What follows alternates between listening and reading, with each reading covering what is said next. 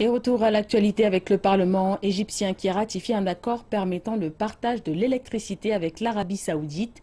L'entente permettra aux deux pays d'avoir de l'électricité pendant les pics de consommation. Il permettra également à l'avenir la vente de la production excédentaire d'électricité aux pays voisins. En 2012, l'Égypte souffrait de pannes quotidiennes et d'une grave pénurie d'énergie. Cela était dû à un manque de fonds permettant l'importation de carburant destinés aux centrales électriques. Depuis, le président Abdel Fattah al-Sisi a pris le pouvoir en 2014. L'approvisionnement en pétrole provenant de pays du Golfe et la construction de nouvelles centrales ont largement contribué à résoudre ce problème. Mais à long terme, le carburant est coûteux. C'est pourquoi l'Égypte se tourne vers l'Arabie saoudite pour obtenir de l'aide. Relier les réseaux d'électricité est bénéfique pour les deux pays, en particulier pendant les autres heures de pointe, la journée ou la nuit.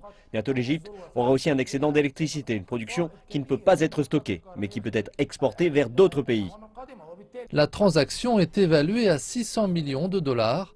Le Parlement égyptien a approuvé un prêt du fonds koweïtien, prêt qui sera remboursé sur une période de 20 ans. Et ce n'est pas tout, puisque l'Égypte envisage également de relier son réseau de distribution d'électricité à plusieurs autres pays sur le continent. Il y a des projets de partage avec le Maroc ainsi qu'une liaison avec le reste de l'Afrique du Nord.